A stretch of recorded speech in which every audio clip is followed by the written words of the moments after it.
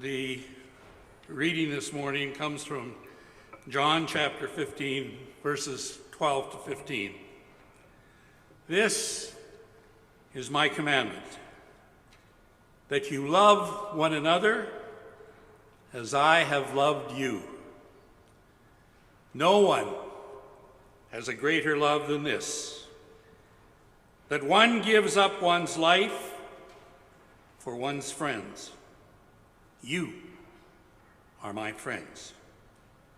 If you do what I command you, I no longer call you servants, because servants don't know what their boss is doing. I call you friends, because everything I have heard from God, my Father, I have made known to you.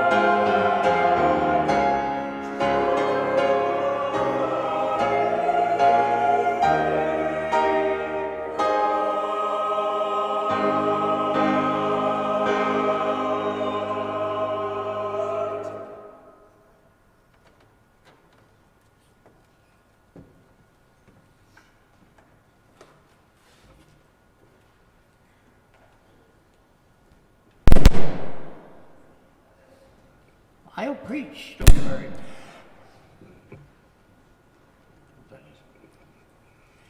Thank you, choir. I must admit this morning that when I got the topic for today, the big question from Sheena, I smiled.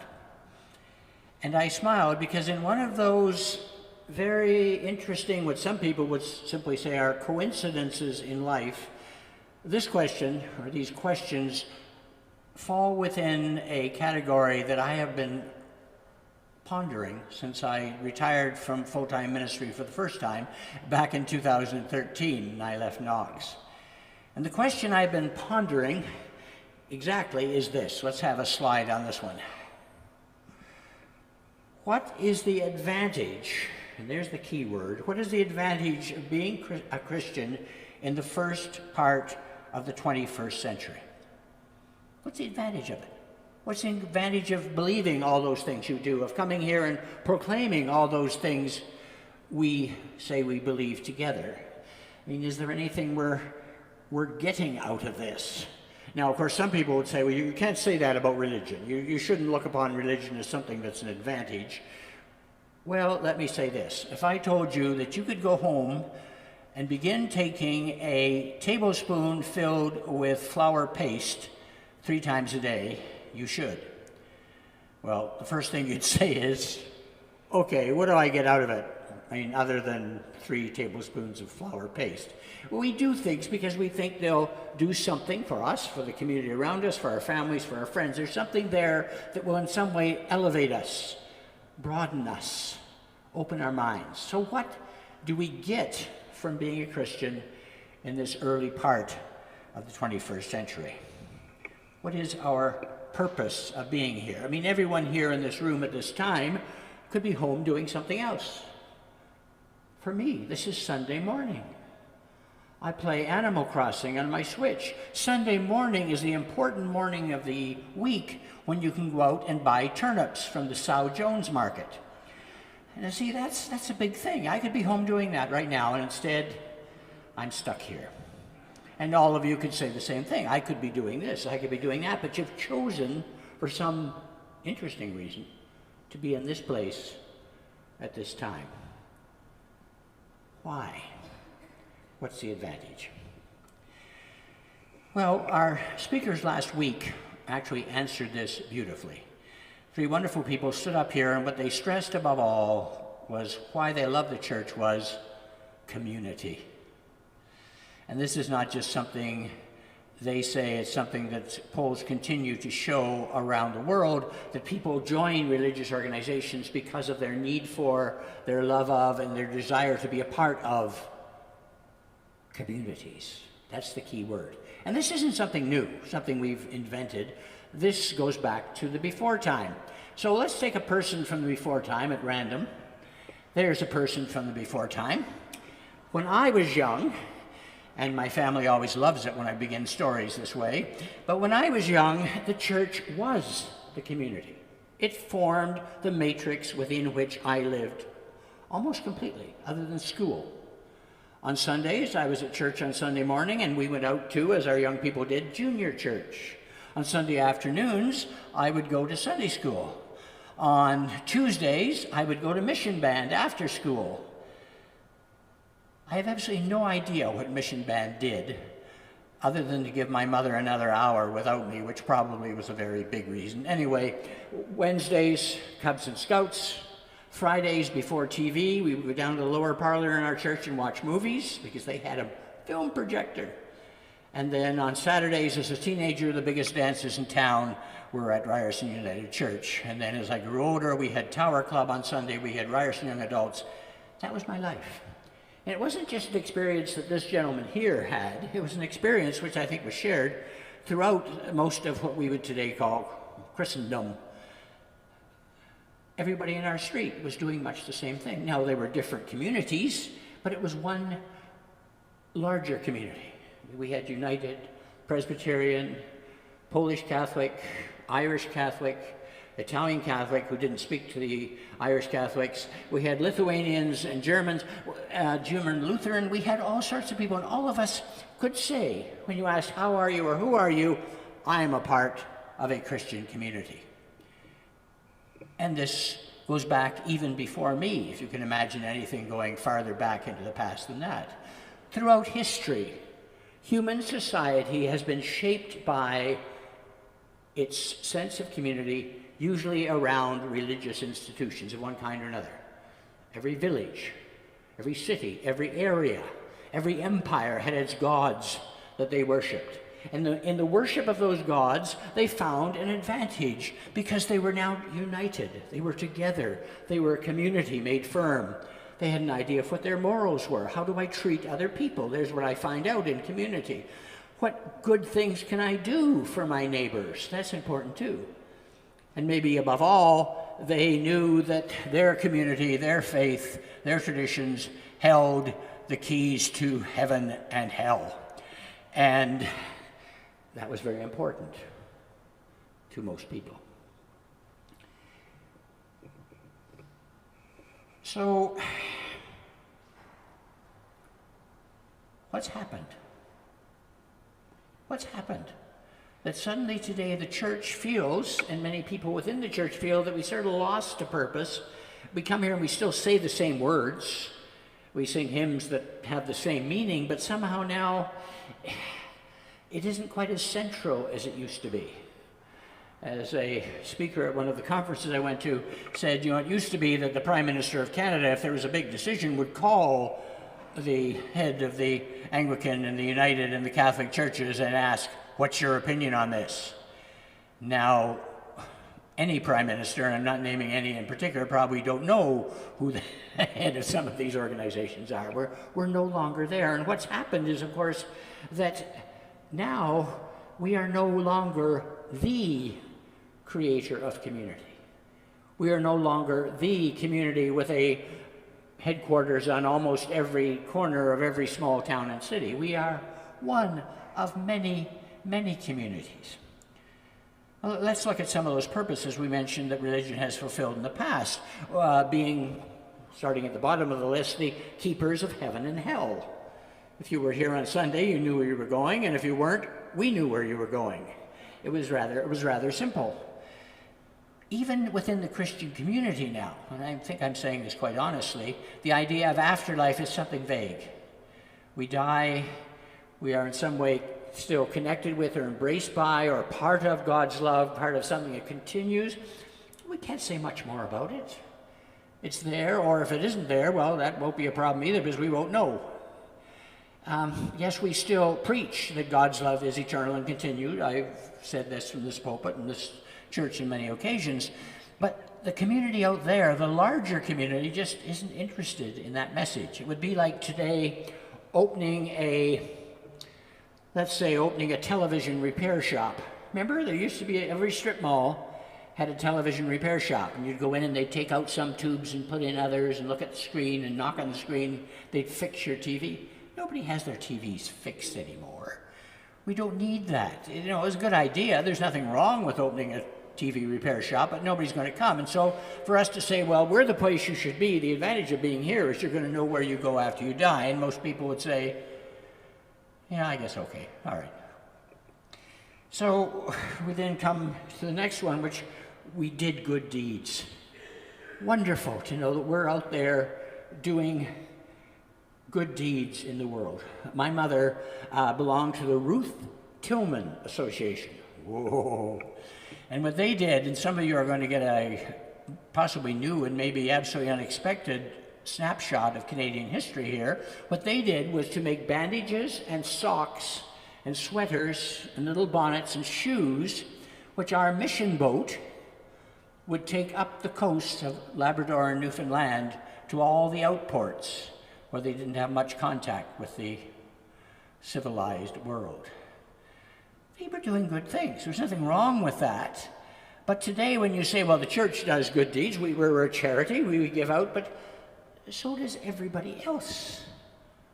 The Good Samaritan, there's programs feeding children in schools, there are programs making sure there are after-school activities for those whose parents work, there are those who support this group and that group and give to this and build this and make playgrounds. And when we say, well, we do good deeds, the world basically says, well, go over there and stand in line with the Hindus and the Buddhists and all the other organizations that do good deeds. I mean, yes, it's good you're doing good deeds, but it's not something that's unique or is somehow in some way special. It's just, yeah, people do good deeds, you're one of them, be over there. Then, of course, we were the proclaimers of good news. We had a message. I remember as a child sitting in a Sunday school room that looked much like the one over here, except it was much darker, but it had the balconies around it which were open where we had our classes, and then we'd meet in the center and they'd put up the slides on the screen. Not electronic slides of good-looking people, but just hymns and things. And they had a map. They had a map of the world and how Christians were sending out their good things to the world. And this connects in with what Keith was talking about earlier, of how we did some very interesting and not very constructive things, and the world would soon completely be Christian. That's our good news. And I remember very vividly sitting in the chair and thinking something, oh, you know, every year we're giving, you know, $25.15. So let's figure this out. I figured by the time I was old, what is old? 27. You know, when I get to be old, when I'm 27, by that time the whole world should be Christian, and we can get over this idea that we somehow have to change them all. That, for those of you who aren't keeping track, did not happen. But when it comes to good news today, we still have a message, we still have a gospel in which I believe, in which I will proclaim, but good news comes in so many packages now that we're dealing with a market which is absolutely saturated. You know, how many clubs, organizations, apps, places of higher education, speakers, YouTube sites, books, programs, courses, how many of those are out there right now, all of them proclaiming, if you want a good, a full, and a happy life, here it is, folks.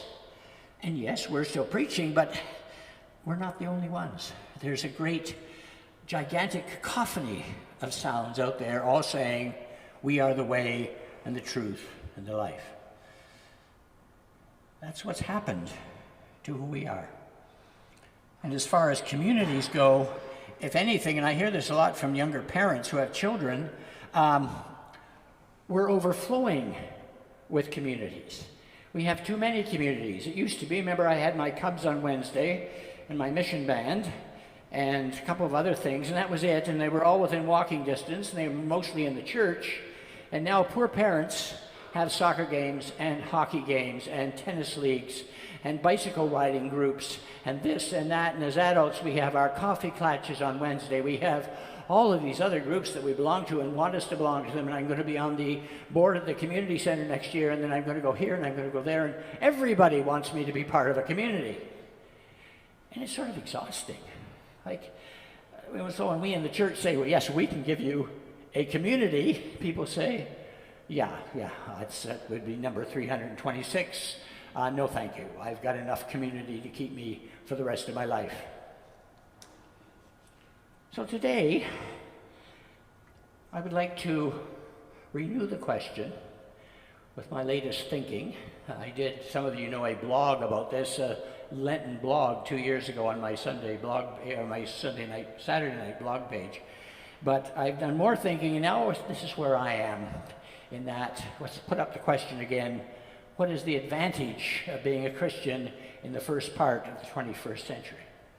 And I would counter that by saying, okay, let's go back to our roots and say, what did Jesus say was the heart of his teaching? And if we're going to have a purpose, probably it has something to do with what Jesus said, and that's what we read this morning. The whole gospel pretty well in one verse, and we have a slide on that too. This is my commandment, basic commandment, this is it, that you love one another as I have loved you. All the theology, all the books, all the great thinking, all the preaching, that's it. I spent the last 50-something years preaching on one verse. Sometimes it's even different, but that's it. And the writer of Ephesians then had a prayer for this community that was out there to love the world as Christ loved it. And the Ephesians prayer is this, that you will be able to understand with all God's people what is the width and length and height and depth of God's love. We're here talking about things that in our community sound, yeah, everybody believes that. And yet when you put them in the context of that, they're not. See, we're not just talking about liking, we're talking about a love that extends to giving one's life for one's friends. A community not of people who like one another or appreciate one another or who all have the same interests or all think the same thoughts. We're talking about in the church a community that has width and length and height that is beyond our imagining, because that's what Jesus called us to have. There are lots of communities out there, but most of them are limited. In fact, they spend a lot of their time deciding on, who's in and who's out. We collect Canadian coins. Well, I'd like to bring in no, you can't bring in your American collection because we are a group that collects Canadian coins. You have to go to the next corner where they have the group that collects American coins. Then there are groups that like skiing and groups that like reading books and groups doing this. See, they're all limited, which is good. Probably some of you belong to some of these groups. I'm not putting down coin collectors or anything. But they don't have the width and the length and the height of that kind of love. The word that we say a lot now and used to say as much in the before time is inclusion. And now some people think, well, that's another thing they've added in. No, that's not what you've added in. That's the whole meaning of width and length and breadth. We're a group here, and I think it's even more apparent, certainly, than it was when I was minister here those thousands of years ago. This is a group made up of a lot of strange, different people. And isn't that wonderful? Isn't that just great? See, what happens is we get in a group of what a friend of mine calls PLUs, people like us, and we think, well, this is the world. We belong here, and we're happy here because there's nothing wrong. Oh, the people out there, they just drive me nuts. No, we're saying come here, meet the other people. Meet the people who have been on the margins or the people who have been in the center and have been so much in the center we've forgotten about their needs. Meet everybody here. It's a community we propose. It's a community we live in which is bigger than the boundaries that our world usually puts on community. And if you don't come here and don't find at times that you're a little bit disturbed, boy, I've never thought about things that way. Or meet someone who's so different that you have to go, whoa, how do you fit in? Let's find out. We talk a lot about love in our society, and most of that love isn't very wide or very broad or very long or very high.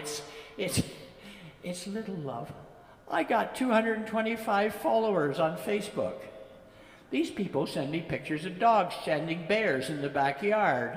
These people send me funny sayings. These people send me little political slogans. Isn't that wonderful? I'm loved. And we find, especially in our young people today, this has become a standard for love. How many likes did you get to your post last night? That isn't love, my friends. Love is about getting to know people, the people around you now, for example. Really know them. Being there as if you're someone who would give your life for them because you would. Getting really to know their needs. Getting to find out needs that people have that you never knew about. Things that people are doing that you find are absolutely amazing. Things that people have experienced that you have no experience of at all. And you're saying, what a world I live in. How broad, how long, how high is this world? And I'm connected to it. This is our purpose. This is the advantage, that we're seeing things from a perspective which is honest because it includes everything. That's how God sees the world. God so loved the world, not the United Church or Knox, everybody. And hopefully in this meeting room on Sundays we have that, but it has to be more than that too, because there's another dimension that I left out of that quote, and that is the depth of God's love, and that is passion. Passion about what we have as a community. Passion about getting to know new and different people and shaking their hands and say, wow, I've never known that to happen to anyone before. Tell me about it. I'll tell you about my life and my experiences. And that gives us a sense of eagerness to do good, not because it's on a list of to-do things. Well, I guess we should do some good this week. Let's do some good. But because we see people who need help, people who can use our experience in their lives, people who have experiences they have shared that we can now hear and say, wait a minute, I'm still there. I could do this. What we're looking for is not a world where people are looking for niceness or things we enjoy or things that are cute or little dogs chasing bears around backyards. We're looking for a world in which we can say, I have a purpose here because there's a lot of pain out there and I can help it. There's a lot of joy out there and I can share it. There are a lot of people out there who need some of the skills I have and I can give them my skills. There are a lot of people out there who have skills that I can use that will make me a bigger person. And it's this passion for life. I'm going to speak a minute to the TV people, the internet people. It is good and necessary that we have internet broadcasts. And I know some of you cannot make it here because of physical disabilities. Some of you are watching us from a long way away, and that's wonderful. But wherever you are, try to be as we are and try to actually interact with people, not just come and sing hymns together on Sunday. This is a very important part of our church life. It's still sort of the core. But through the week, after church, our potluck lunches are probably one of the most important things we do. Because we sit down with people and share bread with them, as Jesus told us we should be doing, and we get to know them. So go out there wherever you are and whoever you are, and be that presence of inquiring, supporting love that is broad and long and high and absolutely passionate for the world. If we have that, there's our advantage. We're seeing the world from a different perspective than most people see it, because most people see it from their own tiny little world where they're taking care of themselves and maybe a few others. We see it as God's world, in which we're here, every one of us in this room. Anybody behind me? No, I'll be told after you left some people out. Everyone here, we're here to share together. That's the kind of community, a vibrant community with a passion about what we do, not just because we're saying we're doing something good, because we're doing something that creates a community in which we feel, I want to be there. I want to join that. I want to do that. And for that, thanks be to God.